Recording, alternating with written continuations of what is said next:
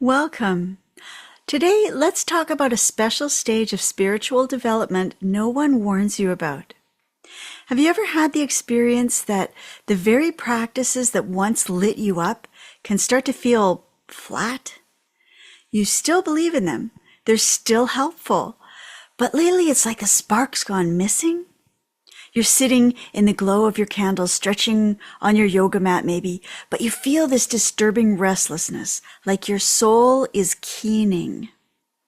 And the frustrating part is, it's not like you've fallen off the cushion, so to speak. You're still showing up, still dedicated, yet it's like your spirit's over there in the corner tapping its cosmic foot saying, "Sweetheart, come on, let's go. It's time to take action."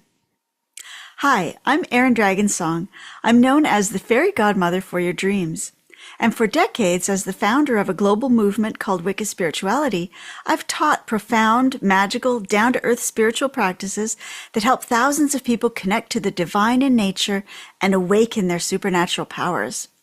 And I know what it's like to stand at the threshold of the next level of spiritual development, not knowing what it's supposed to be. That same ache my students often confess to me. My spirituality was something I was doing, not something I was living. Does that feel familiar at all? And that's not how it's meant to go. Honestly, when this happened to me, I thought I was losing my faith, but I was actually being asked to live it. That realization began a whole new chapter for me, one that changed everything about how I see purpose, spirituality, and the way we're meant to be in the world. So today we're going to talk about what that restlessness truly means, why it happens to those who've done the most spiritual growth, and how to begin living your spirituality in real life, where it can move, breathe, and actually make a difference. Stay with me till the end, too, because I'm going to share a simple but powerful practice to help you find the next step in your spiritual evolution. So, you've probably spent years, honestly, probably lifetimes, on your spiritual path. You've meditated, you've healed, you've studied, you've sat in ceremony, you've done the shadow work, you've raised your vibration, you've poured your heart and soul into becoming more conscious, more compassionate, more aligned. You've gotten so close with your inner child, she's practically your emergency contact. And yet, something feels off. You can't quite name it, but it's there. A feeling like you're circling the same lessons, the same practices, the same inner work. It's all starting to feel redundant, maybe even pointless. You might be lying awake at night thinking, is this all there is? Am I just supposed to keep doing this forever? Why doesn't it feel fulfilling anymore? Why doesn't it feel like enough? This is what I call the caterpillar plateau. And it happens for all spiritual seekers sooner or later. It's a sacred, uncomfortable pause between transformation and flight. You've dissolved so much of who you used to be, but you're not yet the butterfly you're becoming. You haven't yet realized how you're meant to emerge. It's like being caught in the cocoon, the chrysalis, waiting, aching, and not realizing that the ache itself is the signal. And no one warned you that this part of the journey could be so sticky. The caterpillar stage is frustrating, confusing. You feel too big for your old skin, but too wobbly for wings. And this goes on for what feels like far too long. But you know, butterfly wings take time to dry, to mature, before they're ready for action. So, while it might feel like failure, this is actually evolution knocking. It's a great sign that your inner work is ready to burst onto a whole new level. Because once your inner work has expanded, your outer world starts to feel too small for it. That sense that your spiritual growth hasn't yet translated into the life that you want to live. You might be thinking, I thought once I healed enough, everything would fall into place, or I thought I'd feel fulfilled by now, or I thought I'd be living in more alignment, but I'm not. This feels uncomfortable because the life that you're living is still shaped to fit an older version of you. The trouble is, we've been trained to interpret this restlessness as a sign that something's wrong with us, that we're ungrateful or undisciplined or whatever. But What if it's just the soul's way of saying the cocoon is too tight, time to fly? So, if your life or your spiritual practice feels too small and unsatisfying right now, awesome! Celebrate that! It means your wings are growing. If this is resonating with you, stay with me because next I'm going to help you understand the hidden trap in all this, how to begin living the next level of your spirituality in real life, and why this shift is the most important step in your spiritual evolution. I will share with you a couple personal stories that were turning points for me and how all this ties into the transformation that the earth is currently going through. As a bonus, I'm going to show you how to start listening for what that next chapter is asking of you, even if you can't name it yet. In other words, how to reconnect with your soul's true voice, especially if right now you can't tell whether it's the divine or like divine truth or the ego fear that's just talking to you. So let's get really clear about this ache, first of all. What's actually going on is it's your soul grieving that your outer life doesn't reflect your inner truth. Grief that you've come so far, but still feel like you're hiding your light or still gathering your power and not doing something with it. Sometimes it even shows up as irritation. Have you ever had this where you light your candle and you're looking at the glow and the flame, but instead of feeling warm and uplifted, your heart's like, oh, this again? I want to be clear, that's not cynicism or spiritual burnout. That is your soul asking for more oxygen. That is your life asking to catch up with your inner development. And that gap is painful. But surprise, it's actually a really good thing. It's a sign that you're ready to stop practicing your spirituality and start living it.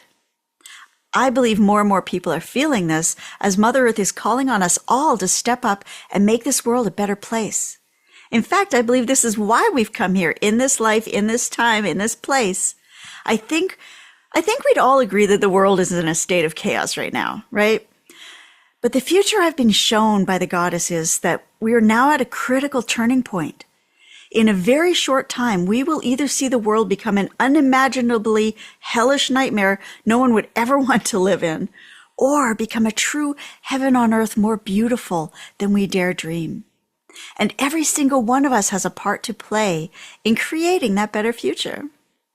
My mission is to help create that better world, and I do that right now primarily by helping purpose-driven, heart-centered people like you to thrive and profit by sharing their gifts with the world. So, you know those moments when the pain of the world hits you right in the heart, and you're feeling like someone has to do something. I don't watch the news, but there was a week recently, and maybe you remember one like it, when everything felt like it was burning down and it was hitting really close to home. Another environmental disaster, another appalling act of violence, another piece of heartbreaking news.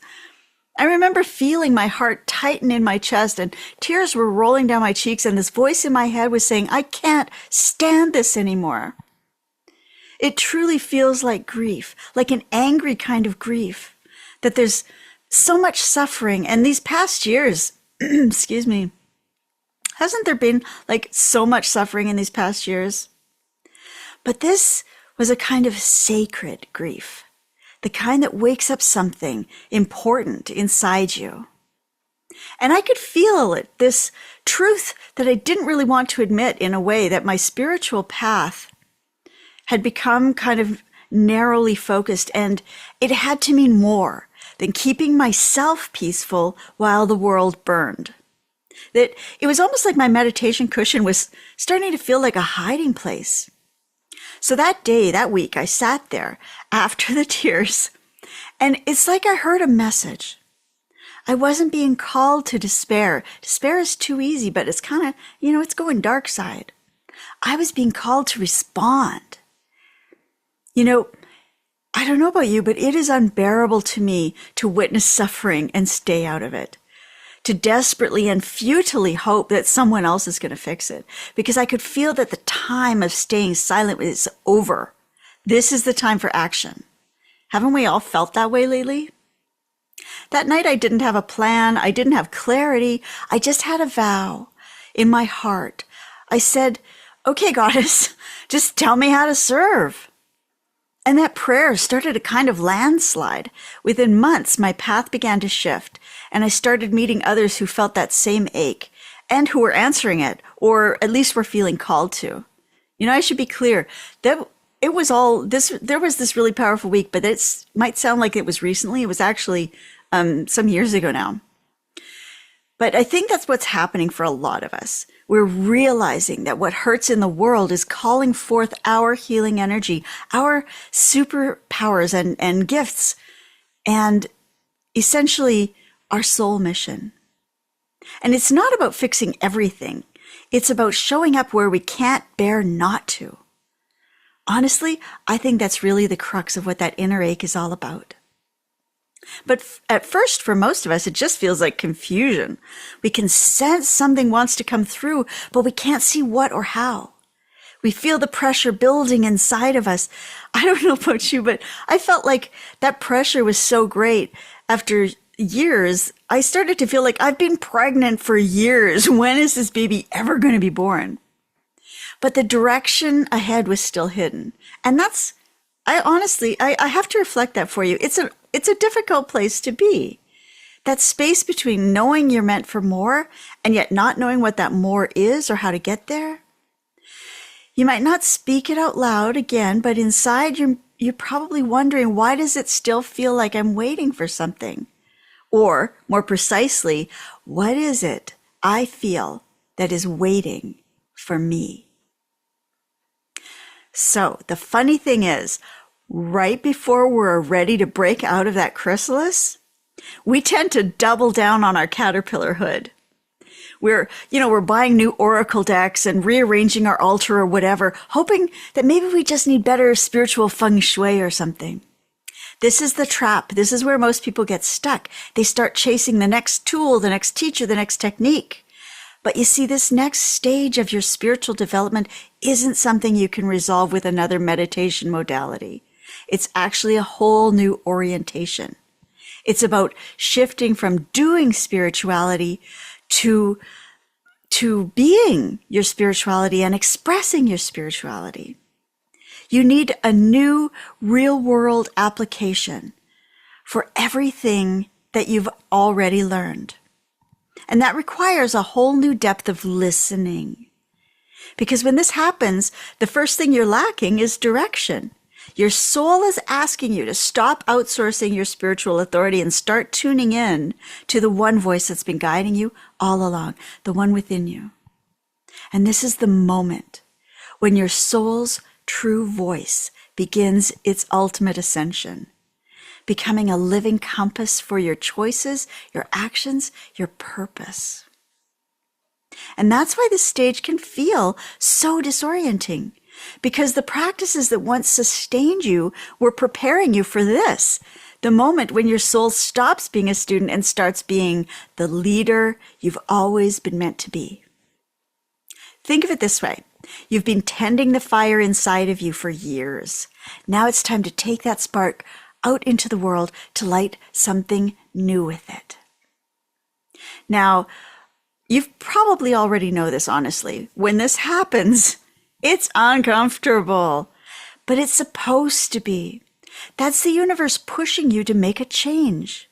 Do you think a caterpillar is comfortable turning into goo before being reformed as a butterfly?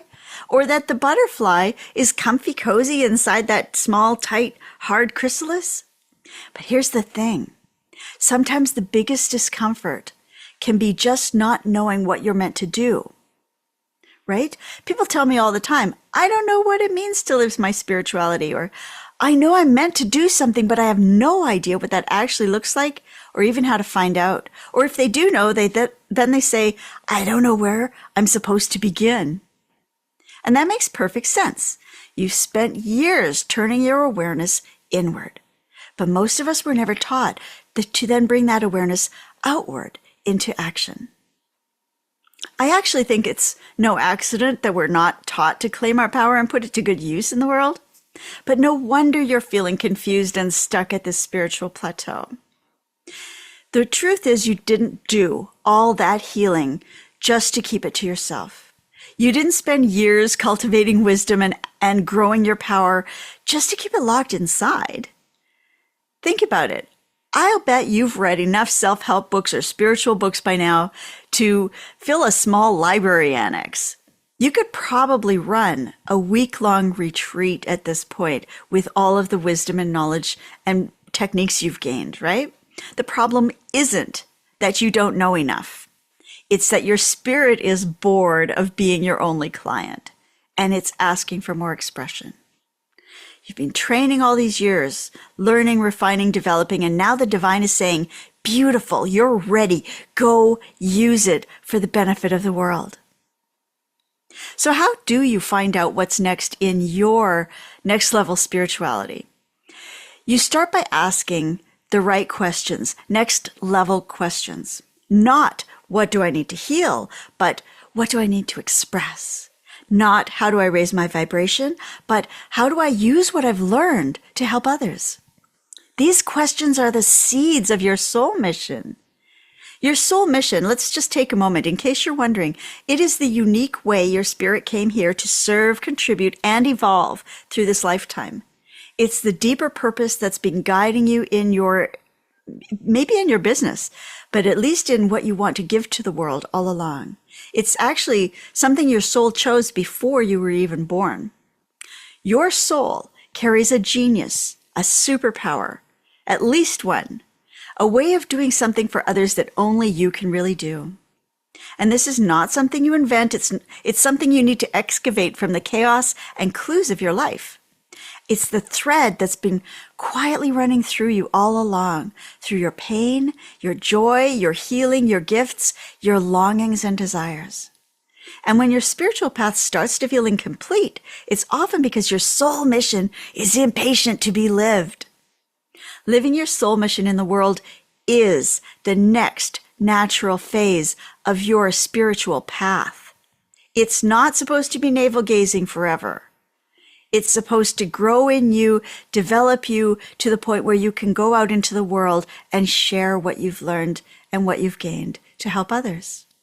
This is the part where your inner work moves outward, where your experience becomes service and your wisdom starts shaping the world around you. And you don't have to know exactly what it is yet. You don't have to name it or package it or explain it or anything. You just have to start listening for it and following the breadcrumbs, because it's already in you. It's in the way people come to you for insight or help. It's in the way the things that you feel called to talk about and the things that you care about. It's in the moments when you feel most alive, most useful, most true to yourself. Your soul mission is the answer to that late night ache, that feeling of, is this all there is? And that sense that your spiritual practice isn't enough anymore. Here's the secret I wish someone had told me sooner. You don't find your soul mission by thinking your way to it. You must feel your way to it in motion. You follow your soul's hints and take small, curious steps and let your body guide you in which ones make your spirit feel on track, which ones feel right and good and true for you. This is a new way of being a spiritual seeker for this new millennium. And I'd like to touch on something else important that you should know. This moment, when the chrysalis is about to open and a brand new baby butterfly is about to be born, it's a tender moment. It's a very vulnerable moment. You're coping with the realization that the things that were once a safe haven for you, like your practices, your work, maybe even your identity, no longer fit. Even could be relationships, could be your home, could be anything. And that can feel like everything's shifting under your feet, including your faith, and like your whole world is crumbling around you. When your beliefs start to fall apart, it's just not pretty. You might find yourself ugly crying on your meditation cushion or getting panicky or even angry. You might try to force the cards to give you reassurance they simply refuse to offer. I don't know if you've ever done that. It's messy, but it's holy. It's a sacred moment. So here is a thought that you might be thinking. Have I lost my connection? Am I backsliding? We often tend to think that in these moments. But I promise you that's not it. You're shedding a skin that your spirit simply can't breathe in anymore. And this is good. You're meant to outgrow your forms. That's how evolution works. Butterfly had to outgrow her chrysalis, right? And probably wondered mid-metamorphosis if she were actually dying. But this is the part of the spiritual journey no one really prepares you for. So I really want to talk to you about this because I know this feeling where it's like you've been climbing this mountain and suddenly you're just standing there. Maybe you're at the top, maybe you're high up, and you're looking around and you're wondering what you're supposed to do next. Like, what comes next? What comes next is contribution. This is the part of the journey where you're meant to return to your community, your real world place in the world, and bring your new wisdom and power with you, to share it, to serve with it, to help let it ripple outward, right? Inner work becoming outer impact. In mythology, this is the final phase of the hero's journey. And this is mythology because this is the human experience. Or, as the case may be, I actually like to call this the Hera's journey, because originally, side note, hero was the masculine form of Hera after the Greek goddess. And in the old stories, the hero, or the Hera, doesn't just go on a quest and change and keep on questing forever in this never-ending loop. She comes back home. She brings the medicine she's gained. She helps the community heal. And the Hera's return is sacred because it's where your spiritual path becomes your spiritual purpose. The moment when the feminine wisdom comes back to nourish the world. I want to share with you a little story about when I really figured this out. There was a time when I honestly thought the goal was to just heal myself, to finally feel peaceful, fulfilled, whole, like I could someday cross this off my list of things to do. Right? Healing, check, done. That imaginary finish line we sometimes think exists. Anyway, I was well along on that journey, and one day a friend of mine called me in tears, and she was facing something that I knew far too well, the kind of heartbreak that had once brought me to my knees. And as I listened to her, something in me sparked into new life. I could feel every piece of pain she was crying about because I had walked through it. I knew what that darkness looked like and smelled like and how it felt to breathe through it. And before I even realized what I was doing, I was saying things I didn't even know I knew. Words were just pouring out. Words that I had needed actually someone to say to me. Everything I had spent years learning the hard way. And when my friend exhaled this deep, trembling thank you, it hit me like a bolt of lightning. None of what I went through was all about me. Not one moment. I don't know about you, but I get chills when I think about this. This is what all that pain was for, to help someone else get through. My healing had trained me in empathy. It had built the healing power I was now able to use and serve others. It had built the wisdom that I could share to help guide others through the hard, dark places in their own lives. And I started to think, what if this is true for all of us?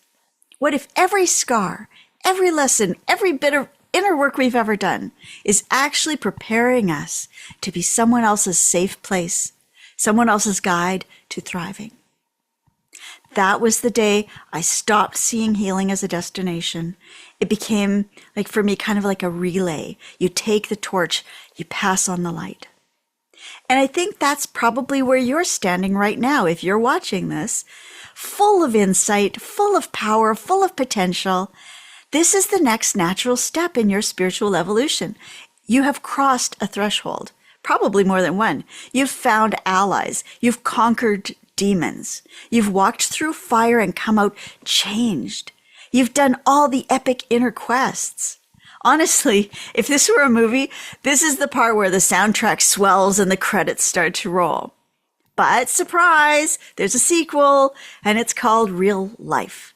You're not just integrating your healing. at this point. You're becoming the healer. Okay, enough theory. Let's make this real. I promised you a practice to help you start to hear your soul accurately again. So here's one practice that's very simple, but it's really powerful. If you really give yourself to it, it can change everything. I call it the conversation at the threshold. You'll need a quiet space, ideally a pen and something to write on. First, take a moment to close your eyes. Feel where your body meets the chair, meets the floor. Feel your breath moving in your body, the inhale and the exhale. Just notice, I am here. This is my life right now. This is my place right now. Now imagine yourself standing in a doorway. Behind you is everything you've learned, healed, practiced. Ahead of you, through the doorway, is the next chapter of your spiritual life, the one you can't quite see yet. You're standing right at the threshold between the two. And your higher self is standing there beside you. She looks at you, eyes bright, perhaps a little amused, like she's been waiting for you to notice her. And you say to her, "Okay, I'm listening. What are you trying to tell me?" Keep your eyes closed. Keep breathing calmly. Don't try to force anything. You've invited communication. Now just be patient while you let the answers arise naturally, effortlessly within you. And take whatever time you need for that. And when you're ready, take your pen and write the very first thing that comes through. Don't censor it. It might just be a flash or a hint or a feeling or an image. It doesn't matter. Don't try to sound wise. Don't second guess. Let your doubts go and just write whatever is there, even if you're not sure of it. Let it spill out, messy and half-formed. It doesn't matter. Keep writing whatever you catch a hint of, even if it surprises you, especially if it surprises you. And after a few minutes, look at what came through. Somewhere in those words will be a line that makes your body respond, a little shiver, an electric spark, a softening, an expansion, maybe even tears. That's your soul's recognition of a powerful truth. That line, that's your next step. You don't have to know where it leads. You just have to honor it in some small, real way.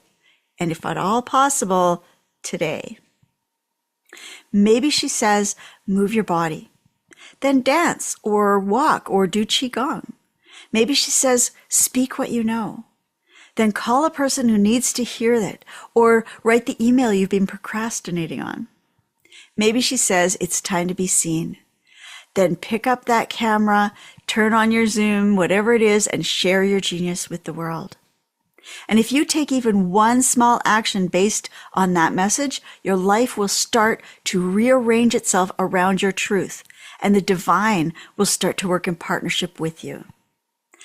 But truly, the point isn't really just to get an answer per se. It's to reconnect that circuit between your inner world and your outer life, your conscious mind and your higher self's knowing.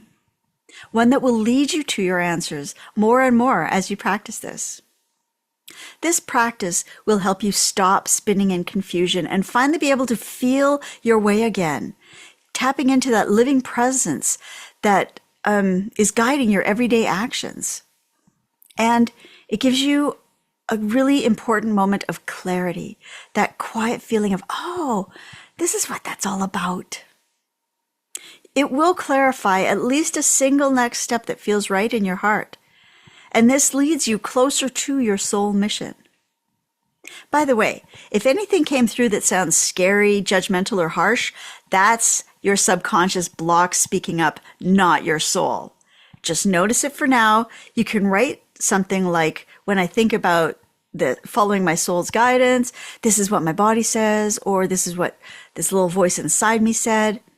You can write down the negative stuff, but then cross it off the list, because the one thing you can be sure about those statements, they do not come from spirit. When your spirit talks, it is always loving, calm, and positive.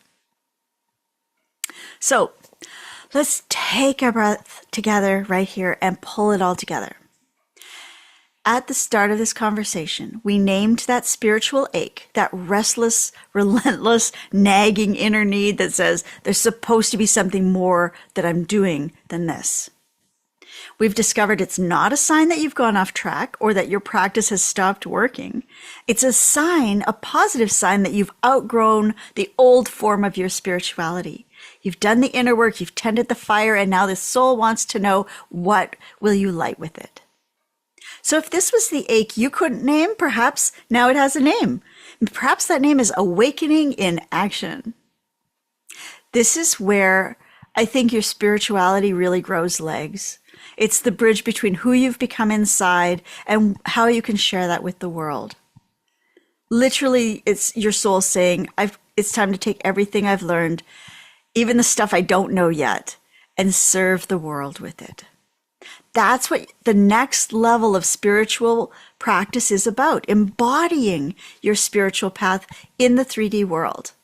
Because when your inner world and outer world finally align, that's where you find peace and happiness and fulfillment, and that stops being something you have to work towards and starts just being the way you live. That's the shift we're actually talking about today. That's the missing step no one tells you about. The one that takes you beyond spiritual development into spiritual embodiment. I think that is the call we are all feeling as we move into the spiritual golden age, the heaven on earth that the earth is currently starting to manifest. That's what it means. Your life, your work in the world become your sacred practice. So if you're feeling that ache, take heart, because it means you're standing at the threshold of your Hera's return, and what's waiting for you on the other side isn't more striving, it's wholeness, it's service, it's becoming the best you ever. So keep going, dear heart. You are closer than you think. If this video spoke to you, I invite you to subscribe and stay close because we're just getting started. We're going to explore a lot more on how to bring your spirituality and your soul mission to life in ways that feel authentic, grounded, and completely your own. I am so glad to have you along for this amazing journey. Until next time, stay calm and stay curious. Your soul's already leading the way. She brought you here to hear this, didn't she?